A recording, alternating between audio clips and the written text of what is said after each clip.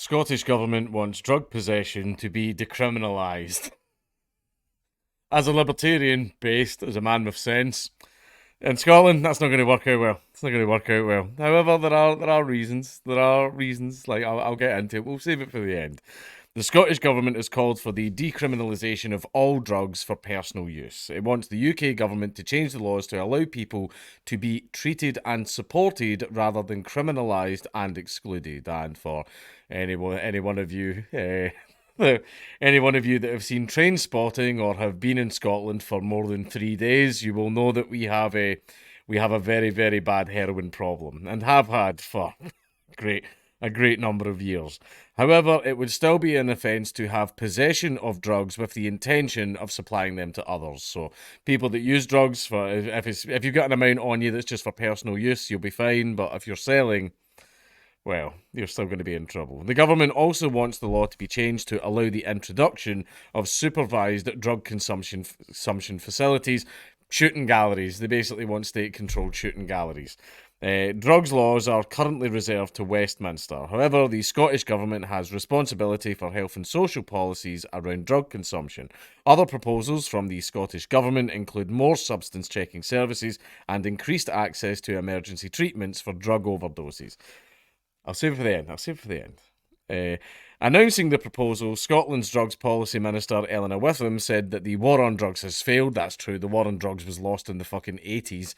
I used to say the 90s, but no, I'll go back to the 80s. Like, the war on drugs is unwinnable. It's far too profitable. Far too profitable. People just enjoy drugs far too much. Sorry. See if you want to actually win the war on drugs, make the world better. Make the world tolerable. Make everyone happy. To the point where they don't have to go to that little dodgy man down at the street corner and buy happiness in a little plastic bag.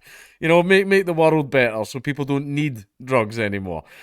She added, that's a fact, I don't think we can dispute that. Our current drug law does not stop people from using drugs, it does not stop people from experiencing the harm associated, and critically, it does not stop people from dying. In fact, I would say today here that criminalisation increases the harms people experience, criminalisation kills, which, yeah, it is true. Basically, because, if you get caught with a little bag of weed when you're like 18 or something like that, that's you got a criminal record, there you are, you're locked out from so many different jobs now. And yeah, it just fucks you up for life, over a silly little mistake you made when you were 18. Come on, weed. Weed's the most basic bitch of all the drugs. Weed's the one that I genuinely have no problem with. I'm sure you'll be shocked that a man called Count Dankula is saying that. The call comes 4 years after the SNP backed decriminalising drug possession and consumption of drugs at its party conference. UK government opposition. A Home Office spokesperson said, illegal drugs destroy lives and devastate communities. We are committed to preventing drug use by supporting people through treatment and recovery and tackling the supply of illegal drugs as set in our 10-year drug strategy. Oh, another 10-year drug plan. Cool, another one. Don't ask what happened to the last 3. We have no plans to decriminalise drugs given the associated harms, including the risk posed by organised criminals who will use any opportunity to operate an exploitative and violent business model. Whereas, and here's the funny thing is, if criminals can make the exact same money that they're currently making, but they can do it legally, and it's like, okay, we can't go around hurting anybody anymore and breaking kneecaps and, shooting and murdering people and doing all that stuff, but we can still make the same amount of money, we just can't do any of that shit. Like, they'll take it. Trust me, they'll take it.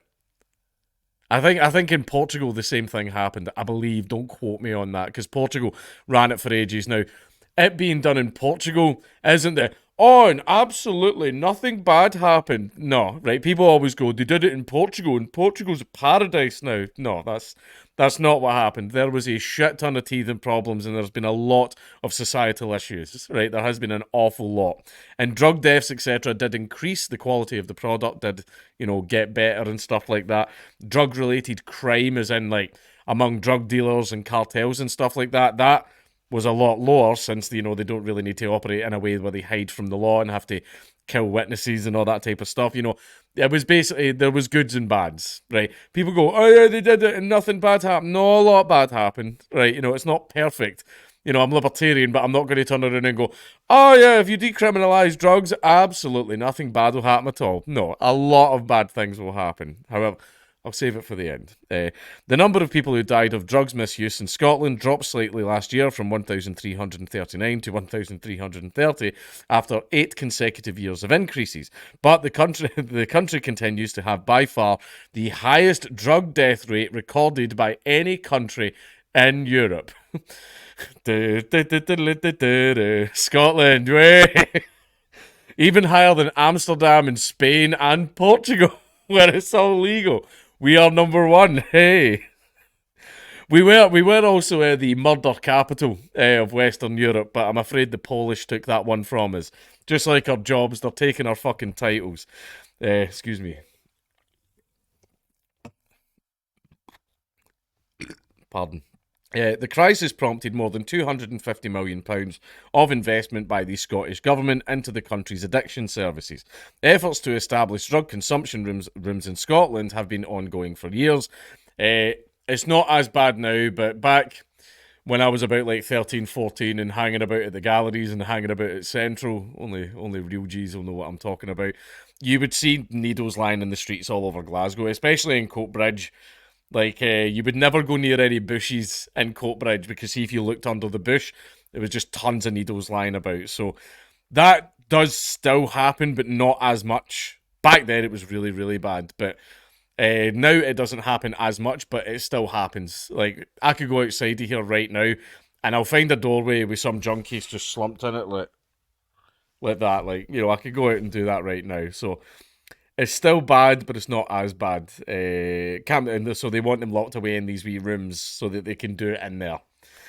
Campaigners say the facilities where people can inject drugs under supervision are needed and are backed by the Scottish Government because while the people are in there, they always try and get them on methadone instead to try and get them off it. They tell them, oh, here are all these courses, blah, blah, blah. Here's all the ways you can get off your addiction and all that because they bring them in and let them shoot up, but the entire time they're bombarding them with all this stuff to try and get them off the gear. Kind of like how when the Salvation Army helps you. However, an attempt to set up consumption rooms in Glasgow was blocked by the UK government, which argued a range of crimes would be committed in the course of running such facilities. In 2021, a decision by the Lord Advocate meant people caught with Class A drugs in Scotland could be given a police warning instead of facing prosecution. Critics at the time said the move, which does not extend to drug dealing, was de facto decriminalisation. Madness. Scottish Conservative Justice spokesman Russell Finlay added, it is madness to try and solve Scotland's drug death crisis, the worst in Europe, by essentially legalising heroin, crack and other Class A drugs. Crack's not really a thing here. Like, I mean, there's probably somewhere in Scotland where you could get it, but like, crack's just... I think they tried to make crack a thing here, but nobody was interested. I don't know why, it was just this weird cultural thing where no one in Scotland cared about crack. Heroin they love. They fucking love heroin here. But crack just never really took off here. Cocaine, however, just cocaine itself. I think this has probably changed because it was a good number of years ago I read it. Apparently Scotland has more cocaine users per capita than Colombia. And as someone who used to work as a bouncer, yeah, I believe it. I don't think this sounds like a... Oh, no, in fact, I've just skipped it. Other Class A drugs. This would put more drugs on our streets. It would put more lives at risk. The shift was also ruled out by UK Labour, surprising, with Shadow Chancellor Rachel Reeves telling journalists during a visit to Scotland, I don't think this sounds like a good policy. A joint statement from 10 leading drugs charities welcomed the Scottish Government's report, but said that drug consumption rooms and drug testing facilities as a matter of urgency. It's the first week of the Scottish Parliament recess. It's Friday. It's the junior minister. An unusual way to launch a major policy change on drugs. The decriminalisation of personal drug possession is designed, as the minister said, to save lives. The Lord Advocate has already said there's a presumption against prosecution for personal drug possession, but that's only a presumption. This new policy draws a thick red line under that. Couple decriminalisation with drug treatment rooms in Scotland could have a very new approach to tackling a huge problem. Yeah, Because whatever they're doing now, it isn't working, right? Heroin's still very, very bad. We have more than 3 times the deaths from drug overdoses than any European country. The vast majority of them is because fentanyl is coming with the heroin. Fentanyl's hitting here now, at least from what I've heard. You know, I'm not a smackhead. I mean, you can tell I'm a fat bastard, so like, I'm not a smackhead. The Scottish Government calls these plans ambitious and radical. Perhaps hard to argue with that. This is a significant proposal, but is it one to take seriously, given the circumstances of the launch? Yes, say the government's partners, the Scottish Green Party, and also the Scottish Liberal Democrats. You know, hardly surprising. Scottish Labour don't think it's the right approach. One of the party's MSPs has consulted, though, on a potential bill for overdose prevention centres. Labour added that communities blighted by drugs are often overlooked in the debate. The Scottish Conservatives think it's madness, and Downing Street has already said no. Both Conservatives and Labour claim that this is another cooked-up constitutional grievance from the SNP. So once again, more constitutional arguments, but some argue there's no time left for that. And that's the end of the article. Now, as far as decriminalisation of drugs, it's your body, you can put in it whatever the hell you want. And people are going to go, oh, that's going to leave drug addicts and everybody all lying out in the streets and stuff like that. And yeah, it will. However, I think drugs, the use of, basically, like, drugs, treat it like alcohol. Treat it like alcohol, right? Where you don't do it every single day. For example, I mean, it's no secret, I smoke weed. I don't do it every single day. And the only time I will do it, if I'm fishing, I'm definitely going to be doing it. I'm definitely going to be doing it when I'm fishing. That's what fishing's for. However, my rules are not before 8 o'clock and only when I've got all my work done. And not if I'm the only parent in the house. It's always after the kids are in bed as well. That's a hard rule. Only after the children are in bed. I smoke a little bit of weed. That's all I do. I don't even drink. I don't drink at all. I think in the last year, I've drank like 4 or 5 times. 4 or 5 times in the last year. And the last time I did it, I didn't enjoy it too much. And then the time before that, I kind of had to leave because I kept talking about a certain group of people. But that's by the by. However, you know, cocaine, don't like it. I've done it before. I don't enjoy it. I don't like it. I'm shocked that people like it so much. It's not for me. However, now, and as far as, yeah, there's going to be chances that we're going to end up like those Democrat-run cities where it's going to have like all those horrible, stinking fucking tents and tent cities and needles lying everywhere and all that type of stuff. Yeah, that's something that absolutely could happen. That's something that absolutely could happen. However, the way it would work, you know, in a libertarian society is those streets wouldn't be public and those people wouldn't be able to be there. Everything would be private property. Everyone would have the ability to be able to shoo these people off of their property. So would you see them in cities? No. You'd find them traipsing about the fucking countryside because they wouldn't be allowed to be here on private property. So that's the thing, is everyone's like, oh, but you want the cities to turn into, you know, all the Democrat-run cities. I don't, because if we were allowed, you know, all the facets of libertarianism, those people wouldn't be allowed to be in the cities. No, you're not doing smack on this road. I own this road. Fuck off. Get out. Right, so, yes, it's based with this. However, without the solution that libertarianism also provides, that's what's going to cause the problem. It's a case of, we need both of them in order for the libertarian ideal to work. You can't just have one without the other. So that's my issue.